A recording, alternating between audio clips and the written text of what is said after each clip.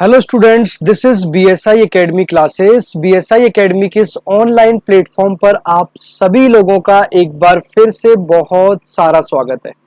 कैसे हो आप सभी लोग? दोस्तों, कैसी चल रही है यूजीसी नेट की प्रिपरेशन?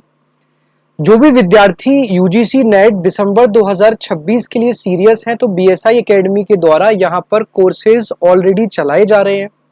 क्लियर, कई सारे विद्यार्थियों ने इनरोल कर रखा है। उसमें दोस्तों रिकॉर्डेड क्लासेस ऑलरेडी यहाँ पर है। इसके साथ साथ रोज शाम को आपको 2 क्लासेस, लाइव क्लासेस भी देखने को मिलेंगी। तो आप रिकॉर्डेड और लाइव दोनों के थ्रू अपना कोर्स कंप्लीट कर सकते हो। लाइव क्लासेस में स्टूडेंट्स को ये हेल्प होती है कि अगर कोई डाउट है किसी भी चीज से रिलेटेड तो हम वो यहाँ पर समझ सकते हैं। क्लियर। तो यूजीसी नेट दिसंबर 2026 के लिए जो भी स्टूडेंट्स प्रिपरेशन करना चाहते हैं, तो बीएसआई एकेडमी का कंप्लीट कोर्स ऑलरेडी लॉन्च किया जा चुका है। कोर्स से रिलेटेड अगर कोई क्वेरी है तो दिए गए कॉन्टैक्ट नंबर पर आप बात कर सकते हैं। इसके साथ साथ दोस्तों, मैं आपको एक छोटी सी जानकारी और देना चाहता हूं। अगर आप किसी भी स्टेट का set exam, DSSB, KVS, NVS, EMRS, अन्य इन किसी भी परीक्षा की तैयारी कर रहे हैं, तो आप यहां पर बीएसआई एकेडमी से जुड़ सकते हैं। सभी के कोर्सेज यहां पर बीएसआई एकेडमी के द्वारा चलाए जा रहे हैं। आज का दोस्तों टॉपिक होने वाला है टोटल क्वालिटी मैनेजमेंट। आपने पढ़ा होगा TQM, जो कि मैनेजमेंट विषय का एक टॉपिक है, बहुत इंपॉर्टेंट टॉपिक है। विगत कुछ वर्षों से अगर आप देखोगे तो लगातार इस टॉपिक से प्रश्न आपके लाइब्रेरी साइंस में आए हुए। तो पहला चीज है यहाँ पे introduction to quality in libraries. ठीक है, सबसे पहले तो हमें यह समझना है कि क्वालिटी, जो टोटल क्वालिटी मैनेजमेंट है, उसमें क्वालिटी का मतलब लाइब्रेरीज में क्या होता है। क्योंकि बहुत सारे लोग यहां पर क्वालिटी का मतलब कुछ और समझ रहे होंगे। क्वालिटी का मतलब आप लोग समझ रहे होंगे कि क्वालिटी केवल महंगी चीज या लग्जरी, जबकि ऐसा बिल्कुल भी नहीं। क्वालिटी का दोस्तों एक्चुअल मतलब होता है जो सर्विस या प्रोडक्ट दिया जा रहा है वह यूजर की नेसेसिटी, इसके साथ साथ वह यूजर की एक्सपेक्टेशन के अनुसार वो यूजफुल और सेटिस्फैक्टरी है या फिर नहीं है। तो व्हाट इज क्वालिटी? तो दोस्तों क्वालिटी मींस मीटिंग और एक्सीडिंग कस्टमर एक्सपेक्टेशंस। गुणवत्ता का अर्थ है कि ग्राहकों की अपेक्षाओं को पूरा करना और उनकी एक्सपेक्टेशन को पूरा करके उनसे भी बढ़कर प्रदर्शन करना। It is not about high price और luxury, it is about fitness for use and customer satisfaction.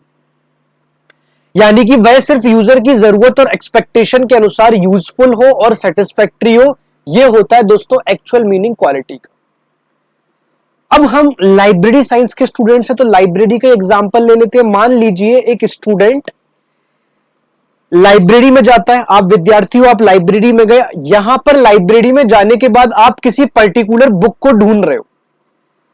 आप यहां पर उस लाइब्रेरी में जाके उस पर्टिकुलर बुक को ढूंढने का काम कर रहे हो। अब आप यहां पर क्या देखोगे? अगर वहां जाके जो बुक है, अगर वो आसानी से मिल जाए तो वेरी गुड है। ठीक है, सेकंड, बुक आसानी से मिल जाए। दूसरा, वहां पे जो उसका कैटलॉग है वो कैटलॉग सही हो। ठीक है, तीसरा, वहां पे जो स्टाफ है, स्टाफ आप लोगों के लिए हेल्पफुल नेचर का होना चाहिए। चौथा, जो बुक की इशू व्यवस्था है, जब बुक यहां पर हम इशू करते हैं, इशू के साथ साथ जब हम बुक रिटर्न करते हैं तो इशू और रिटर्न आसानी से हो सकता हो। मोस्ट इंपोर्टेंट थिंग, वहां पर रीडिंग एनवायरनमेंट अच्छा हो। अगर आप वहां जाके पढ़ रहे हो तो वहां जाके जो रीडिंग एनवायरनमेंट है वो रीडिंग एनवायरनमेंट अच्छा हो। अगर ये सारी चीजें आपको मिल रही है तो समझो यूजर को ना अच्छी क्वालिटी सर्विस मिल रही है। अगर ये सभी चीजें आप लोगों को मिल रही है तो समझना कि यूजर यानी कि आपको एक अच्छी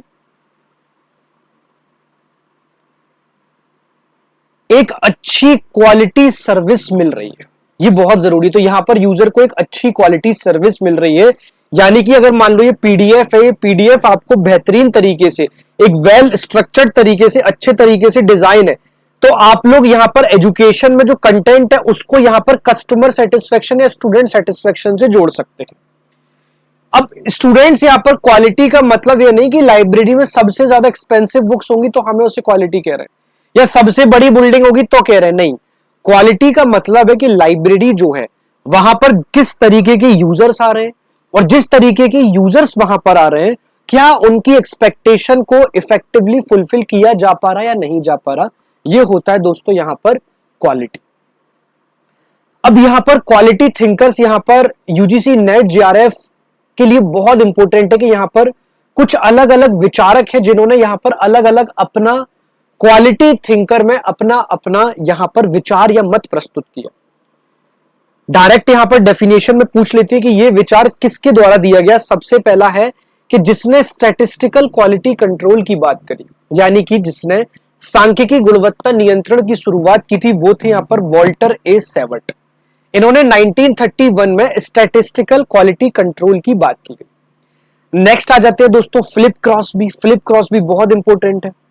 इन्होंने यहां पर जो रिक्वायरमेंट है, रिक्वायरमेंट के आधार पर उसका फॉर्मेंस जमाने का ट्राई किया। मतलब क्या रिक्वायरमेंट और रिक्वायरमेंट के आधार पर क्या वो चीजें मैच हो भी रही हैं, वो चीजें मैच ही नहीं हो रही।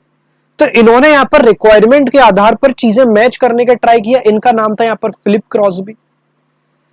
नेक्स्ट वैज्ञानिक जो है वो आ जाते हैं दोस्तों पीटर ड्रकर। पीटर ड्रकर कह रहे हैं कि गुणवत्ता वह है जो ग्राहक को मिलती है और जिसके लिए वह भुगतान करने को तैयार रहता है। बहुत आसान शब्दों में इन्होंने क्या कि जो यहां पर जरूरत के हिसाब से कस्टमर को जो भी यहां पर नॉलेज मिलती है, कस्टमर को जो नॉलेज मिलती है और कस्टमर उस नॉलेज या उस चीज के बदले किसी भी उस नेसेसिटी या रिक्वायरमेंट के बदले उस के बिहाफ पर उसको पे करने के लिए विलिंग कहता है, तो वो क्वांटिटी हो गई, क्वालिटी हो गई। नेक्स्ट आ जाते हैं जोसेफ एम मुरान। इन्होंने कहा फिटनेस फॉर यूज, यानी कि यूजर्स की आवश्यकता के अनुसार नेसेसिटी। नेक्स्ट चलते हैं, नेक्स्ट आ जाता है दोस्तों W Edwards Deming. W Edwards Deming जो थे, इन्होंने यहां पर एक कमाल की बात की। इन्होंने यहां पर जो स्टैटिस्टिकल कंट्रोल जो यहां पर सेवर्ट ने दिया था, वो इन्होंने यहां पर उसको बढ़ावा, जापान में यहां पर उस चीज को बढ़ावा दिया। क्लियर? तो एक एक करके एक बार रिवाइजन कर लेते हैं कि वॉल्टर ए सेवर्ट जो थे, इन्होंने क्वालिटी कंट्रोल दिया, स्टैटिस्टिकल क्वालिटी कंट्रोल, और इन्होंने इनकी एक बहुत महत्वपूर्ण ये बात थी कि इन्होंने स्टैटिस्टिकल क्वालिटी कंट्रोल को डेवलपमेंट से जोड़ दिया था। इन्होंने इस स्टैटिस्टिकल क्वालिटी कंट्रोल को ना डेवलपमेंट से जोड़ दिया था। नेक्स्ट फिलिप क्रॉस्बी की बात करें तो इनका फेमस कॉन्सेप्ट जो है वो है कि क्वालिटी इज कॉन्फॉर्मेंस टू रिक्वायरमेंट, यानी कि मतलब यदि किसी सर्विस या फिर प्रोडक्ट को कुछ निर्धारित रिक्वायरमेंट के अनुसार बनाया गया है और वह उन रिक्वायरमेंट्स को पूरा कर रहा है, तो वह क्वालिटी है। पीटर ड्रकर ने क्वालिटी को इस बात से रिलेट कर दिया था कि कस्टमर को क्या मिल रहा है और कस्टमर को उस चीज से मिलने के बदले वो उस पर क्या पे कर रहा है। जोसेफ एम मिरान, सबसे इंपॉर्टेंट बात है, मतलब कोई भी प्रोडक्ट हो गया या फिर मतलब कोई भी सर्विस हो गई, वो उस पर्पस के लिए सूटेबल होना चाहिए जहां पर उस चीज को यूजर इस्तेमाल कर रहा है। क्लियर? एक और आ जाता है W Edwards Deming. W Edwards Deming ने स्टैटिस्टिकल क्वालिटी कंट्रोल कहां पर स्टार्ट किया था? जापान में।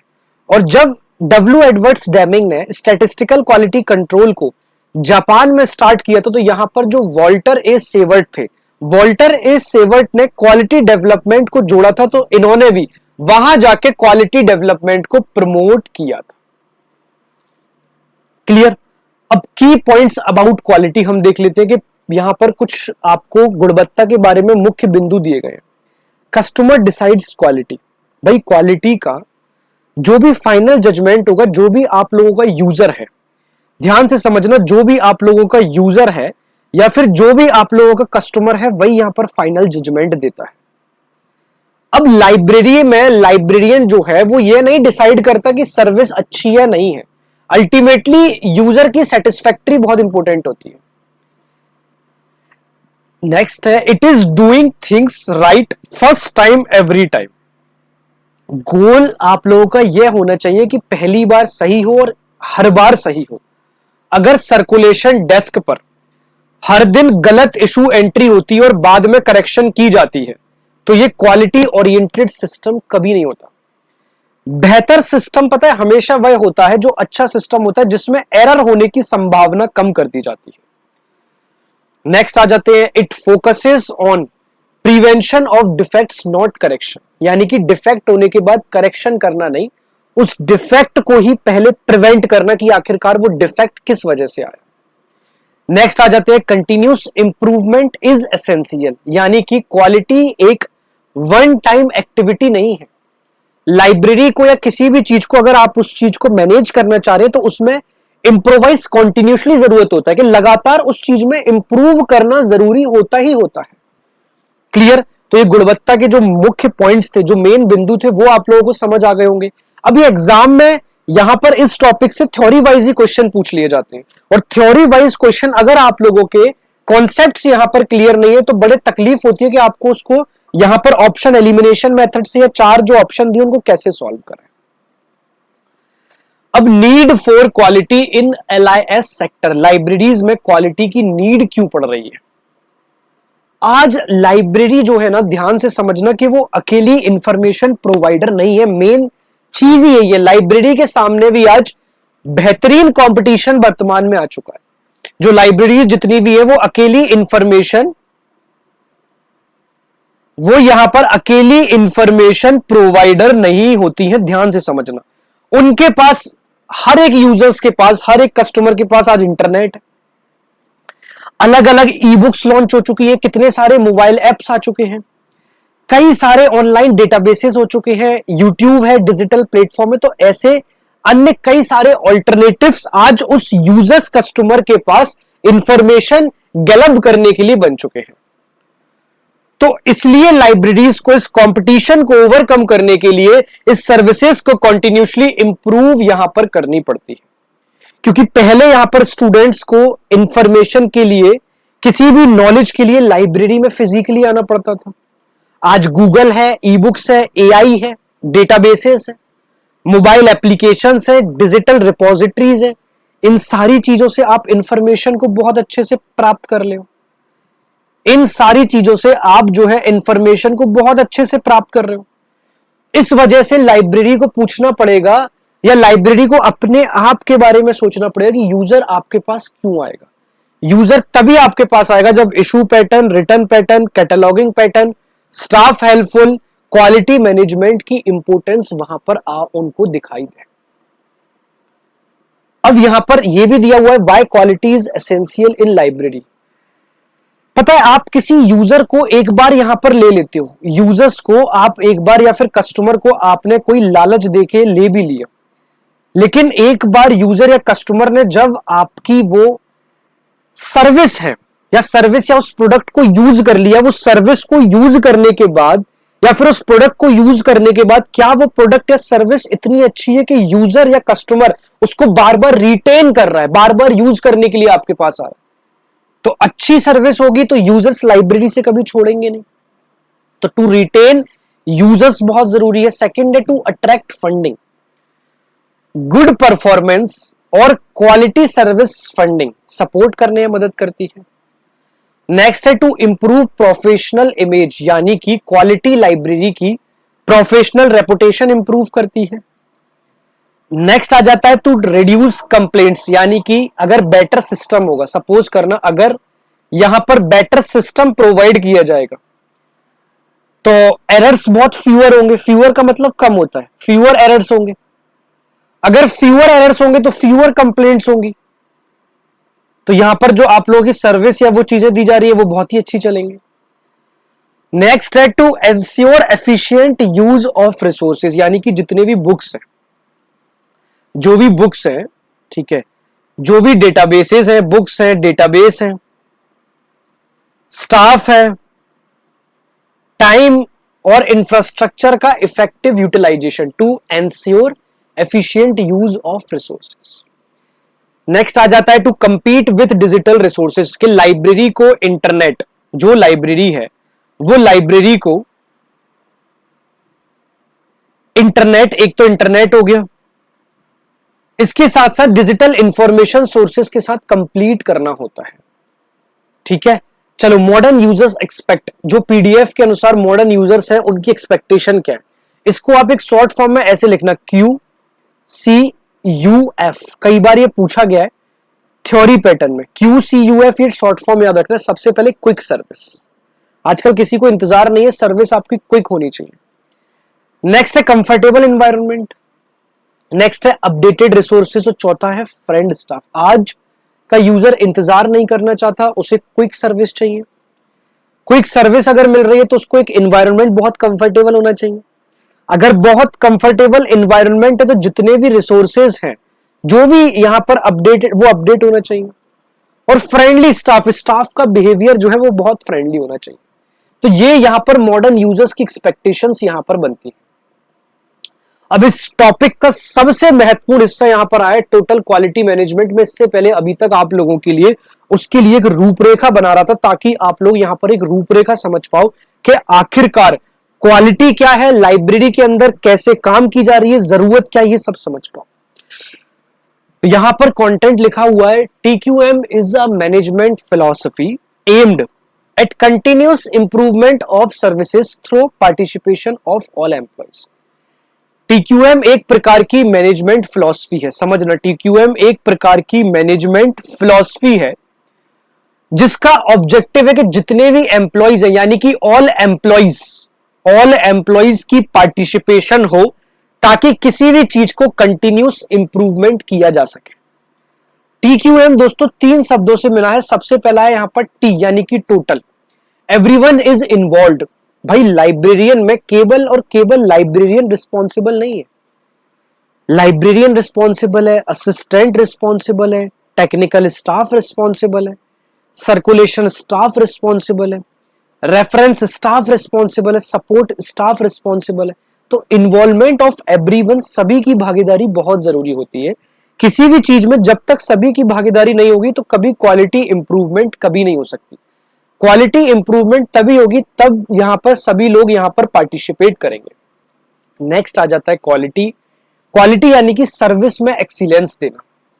जो भी यहां पर सर्विस, जो हम बहुत अच्छे तरीके से समझ कर आ रहे हैं, जो सर्विस प्रोवाइड की जा रही है वो बहुत एक्सीलेंट सर्विस होना चाहिए। नेक्स्ट आ जाता है management, systematic control and direction. उस मैनेजमेंट में कंट्रोल हो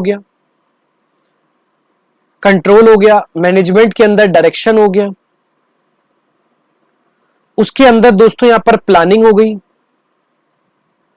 उसके अंदर दोस्तों यहां पर इंप्रूवमेंट हो गया।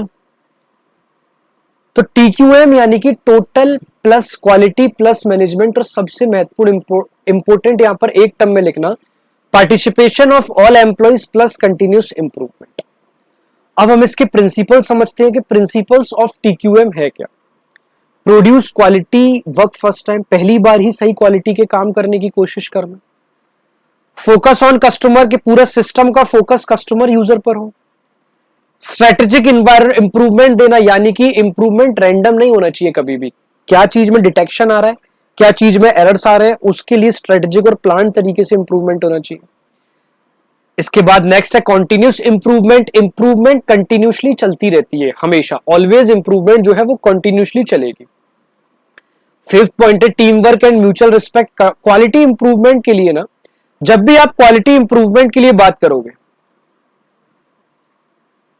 जब भी आप लोग यहां पर क्वालिटी इंप्रूवमेंट के लिए बात करोगे,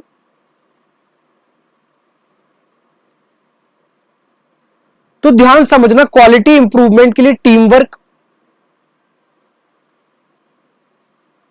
वर्क एंड म्यूचुअल रिस्पेक्ट बहुत ज्यादा जरूरी होती है। Team work and mutual respect जो है वो बहुत ज्यादा जरूरत होती है। ठीक है, तो ये याद रखना। चलें नेक्स्ट आगे, TQM versus traditional management. UGC net में क्वेश्चन पूछा जाता है कि ट्रेडिशनल मैनेजमेंट क्या है, TQM क्या है।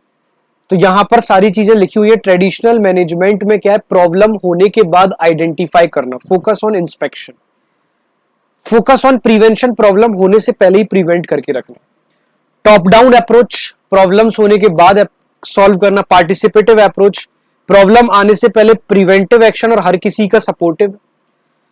नेक्स्ट यहां पर शॉर्ट टर्म गोल्स गलत होते हैं हमेशा, लॉन्ग टर्म इंप्रूवमेंट के लिए देखना। ट्रेडिशनल मैनेजमेंट में इंडिविजुअल रिस्पॉन्सिबिलिटी, आपके ऊपर रिस्पॉन्सिबिलिटी किसी काम नहीं हुआ तो आपके ऊपर थोप दी जाती है। This is completely wrong. कोई काम एक टीम में किया जा रहा है तो टीम रिस्पॉन्सिबिलिटी होनी चाहिए। यहां पर कोई काम बिगड़ने से रिएक्टिव किया जाता था, यहां पर कोई काम बिगड़ने से प्रोएक्टिव उसको सही करने के लिए देखा जाता था। अंतर देख रहे हो आप, ट्रेडिशनल मैनेजमेंट क्या था, जब TQM आया तो ट्रेडिशनल मैनेजमेंट के बाद TQM में कितना चेंज हुआ और कितनी सारी चीजें आपको देखने को मिल रही है। अब हिस्ट्री ऑफ टीक्यूएम के बारे में बात कर लेते हैं कि टीक्यूएम का आखिरकार इतिहास क्या है, इवोल्यूशन टाइम क्या है। साइंटिफिक मैनेजमेंट हमने सबने पढ़ा था, स्टैटिस्टिकल कंट्रोल, जापान, साक्सी, सब कुछ हम लोगों ने ऑलरेडी पढ़ चुका है। तो इवोल्यूशन टाइम में फैक्चुअल पॉइंट्स है, ये लोग आप लोग याद रखना। पीडीएफ में यहां पर आप लोगों के लिए क्वालिटी अवार्ड्स, 3 अवार्ड्स दिए जाते हैं। एक है डेमिंग प्राइज। डेमिंग प्राइज जो होता है वो क्वालिटी रिलेटेड अवार्ड होता है। डेमिंग प्राइज, ये मैंने ऊपर का इसलिए नहीं पढ़ा क्योंकि मैं ऊपर पढ़ा चुका हूं। डेमिंग प्राइज जो होता है वो यहां पर क्वालिटी रिलेटेड अवार्ड होता है। नेक्स्ट है मैल्कम बेलरिज अवार्ड। मैल्कम बेलरिज अवार्ड जो है ये क्वालिटी के साथ साथ क्वालिटी परफॉर्मेंस एक्सीलेंस अवार्ड होता है। नेक्स्ट है आईएसओ 9000 स्टैंडर्ड, ये एक तरीके की स्टैंडर्ड फैमिली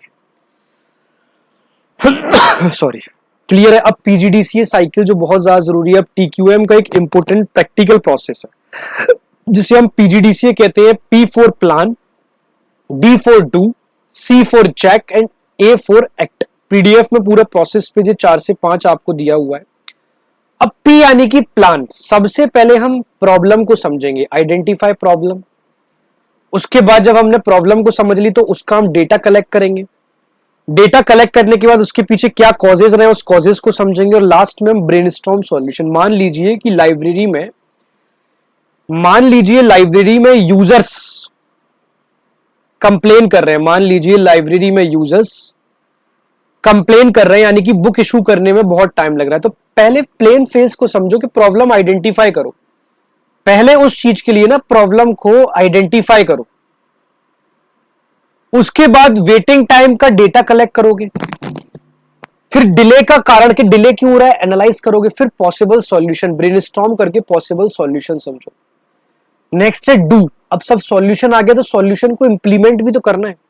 तो इंप्लीमेंट ट्रायल सॉल्यूशन। नेक्स्ट है मॉनिटर रिजल्ट। मतलब पहले सॉल्यूशन को ट्रायल बेसिस पर अप्लाई किया जाता है और जो उसके रिजल्ट मॉनिटर किए जाते हैं। फिर चेक।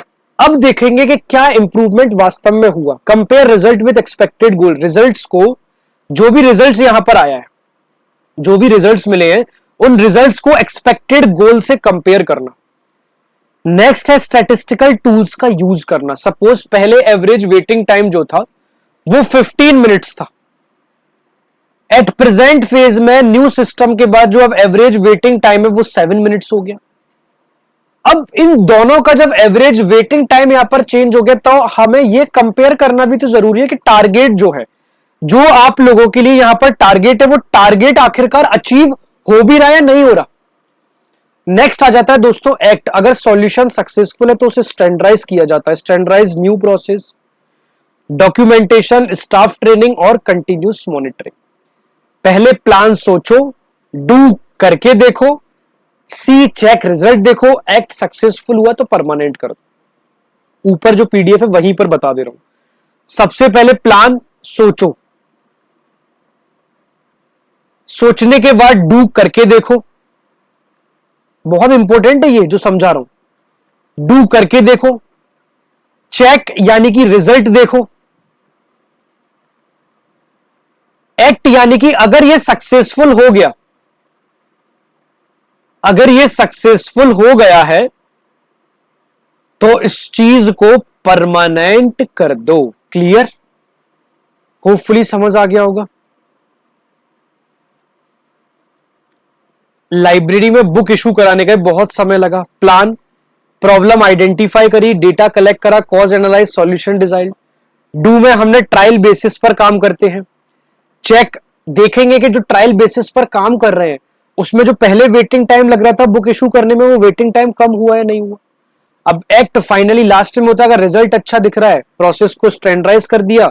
उस प्रोसेस को स्टैंडर्डाइज करने के बाद जितना भी सपोर्टिंग रेफरेंस एक्सेट्रा जो भी स्टाफ है, उस स्टाफ को एक प्रॉपर और बेहतरीन तरीके से ट्रेनिंग दे दी और इससे स्टूडेंट्स को पूरा पीजीडीसीए यहां पर आप लोग समझ चुके होंगे। अब benefits of TQM in libraries, improved customer satisfaction, बहुत इंपॉर्टेंट है। कस्टमर सेटिस्फेक्शन जितना इंप्रूव होगा, कंप्लेन उतनी कम होगी। ठीक है, और आगे चलें। स्टाफ एम्पावरमेंट, कर्मचारियों में सशक्तिकरण दिखेगा। Reduction in waste, better use of resources, higher productivity, improved work culture, innovation and professional pride. Hopefully आप अच्छे से समझ सकते हो ये सारी चीजें। अब लाइब्रेरी में टीक्यूएम कहां अप्लाई होता है? लाइब्रेरी में टीक्यूएम सर्कुलेशन डेस्क में अप्लाई होता है। लाइब्रेरी में टीक्यूएम बुक प्रोसेसिंग में अप्लाई होता है। सेल्विंग में अप्लाई होगा, स्टॉक वेरिफिकेशन में होगा, कैटलॉगिंग हो रही है, डेटा एंट्री हो रही है, इवन सिक्योरिटी गेट पे, रेफरेंस सर्विस पर, डॉक्यूमेंट डिलीवरी पर, हाउसकीपिंग पर, प्रोक्यूरमेंट पर, सभी जगह यहां पर होगा, क्योंकि ये सारी एक्टिविटीज में ये सारी प्रोसेस बार बार रिपीट होती है। अब TQM in different type of libraries. Public libraries अलग है। पब्लिक लाइब्रेरीज में हमेशा टोटल क्वांटिटी मैनेजमेंट का फोकस ये होता है, क्या यूजर्स को उनकी जरूरत के हिसाब से बुक मिल रही है नहीं मिल रही है। तो उसमें book selection, circulation, reference service, stock management, ये सारी चीजें देखी जाती है। इसी के साथ नेक्स्ट आ जाता है एकेडमिक लाइब्रेरीज। एकेडमिक लाइब्रेरीज में जो है सर्कुलेशन हो गया, सर्कुलेशन के बाद readers orientation, information literacy program, security management, database uses. यानी कि यूनिवर्सिटी लाइब्रेरी में अगर स्टूडेंट्स यूनिवर्सिटी लाइब्रेरी में अगर जो भी स्टूडेंट्स हैं वो डेटाबेस का प्रॉपरली यूज नहीं कर पा रहे हैं, अगर स्टूडेंट्स इन प्रॉपरली यूज नहीं कर पा रहे हैं तो इंफॉर्मेशन लिटरेसी जो है, तो यहां पर जो इंफॉर्मेशन लिटरेसी है, इंफॉर्मेशन लिटरेसी प्रोग्राम इंप्रूव किया जा सकता है। नेक्स्ट है स्पेशल लाइब्रेरीज। स्पेशल लाइब्रेरीज में हमेशा समझना लिटरेचर सर्च के ऊपर और एसडीआई जो है सिलेक्टिव डिसेमिनेशन ऑफ इंफॉर्मेशन के ऊपर, करंट अवेयरनेस सर्विस के ऊपर और डॉक्यूमेंट डिलीवरी के ऊपर एक स्पेशल एरियाज के तहत ही काम किया जाता है। फिर ये टीक्यूएम एंड सिक्स सिग्मा है। ठीक है, इंपोर्टेंट एक बार रीड कर लेना क्या क्या यहाँ पर टीक्यूएम में कौन सी अप्रोच है, सिक्स सिग्मा में क्या अप्रोच है, इसको हम बाद में और डिटेल में समझेंगे। पेड कोर्सेज में इसको बहुत ज्यादा अच्छे से समझाया हुआ है पूरा।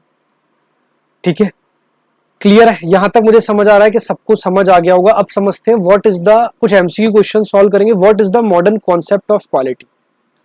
High cost of product, attractive design, conformance to requirement and customer satisfaction. अभी हमने पढ़ा था कि मॉडर्न क्वालिटी का जो फोकस है वो कभी भी हायर कॉस्ट ऑफ प्रोडक्ट और अट्रैक्टिव डिजाइन या फिर लग्जरी सर्विस पर काम नहीं करती।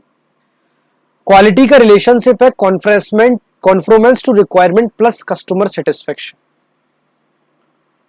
यानी कि क्वालिटी को customer expectation, fitness for use और सेटिस्फेक्शन से जोड़ा जाता है। ठीक है, सेकंड है वो defined as fitness for use, Joseph M Juran, अभी हमने पढ़ा था। नेक्स्ट है the PGDCA cycle in TQM stands for, अभी हमने पढ़ा है। सबसे पहले प्लान है, फिर डू है, चेक है और एक्ट है, बहुत अच्छे से समझा चुका हूं। क्वेश्चन नंबर 4 पे आ जाते हैं। The main focus of total quality management is, main focus क्या है यहां पर टोटल क्वालिटी मैनेजमेंट का? इंस्पेक्शन ऑफ डिफेक्ट्स, क्या स्टाफ को कम करना, कॉस्ट को बढ़ा देना, या फिर कंटिन्यूस इंप्रूवमेंट करना और कस्टमर सेटिस्फेक्शन करना? डेफिनेटली यही करेक्ट आंसर है। The fishbone diagram is primarily used for, fishbone diagram किस लिए यूज किया जाता है? याद रखना जो फिशबोन डायग्राम है वो हमेशा जो भी रूट कॉज है, प्रॉब्लम्स हैं, उसको आइडेंटिफाई करने के लिए यूज किया जाता है। Six sigma was originally developed by, six sigma जो यूज है वो मोटरोला ने करा था और ये यूजीसी नेट है पूछा भी गया एक बार। In six sigma methodology the DMAIC process includes, जो सिक्स सिग्मा की मेथोडोलॉजी है उसमें DMAIC क्या यूज करता है? सबसे पहले डिफाइन, फिर मेजर, फिर एनालाइज, फिर इंप्रूव एंड देन कंट्रोल। ठीक है, क्वेश्चन नंबर 8 आ जाते हैं। Which of the following is not a principle of TQM? TQM का क्या प्रिंसिपल यहां पर नहीं है? टीक्यूएम का जो प्रिंसिपल नहीं है वो है individual competition. In library TQM is most effectively applied in, पुस्तकालय में टीक्यूएम का सबसे प्रभावी क्षेत्र क्या माना जाता है? तो रूटीन एंड रेपिटेटिव सर्विस ही यहां पर टीक्यूएम का सर्विस सबसे प्रभावी क्षेत्र है। क्या है? Routine and repetitive services. Next question आ जाता है, in special library TQM priority areas include. जो स्पेशल लाइब्रेरीज है उनमें टीक्यूएम प्राथमिक क्षेत्र कौन सा है? Literature search and SDI research अभी हमने पढ़ा था, जो विशेष पुस्तकालय है। क्लियर है? थोड़ा सा एमसीक्यू क्वेश्चन हमने फास्ट सॉल्व करे, लेकिन होपफुली एमसीक्यू क्वेश्चन ज्यादा टफ नहीं थे, थोड़े से इजी बेसिस पे भी थे, और विशेषकर मैंने आपको थ्योरी कॉन्सेप्ट बहुत अच्छे से समझाने की कोशिश की है, तो होपफुली मुझे लगता है ये बहुत अच्छे से क्लियर भी हो गया होगा आपके लिए। तो आज की क्लास को हम यहीं वाइंड अप करेंगे, तब तक के लिए दोस्तों बाय बाय, टेक केयर, जय हिंद दोस्तों।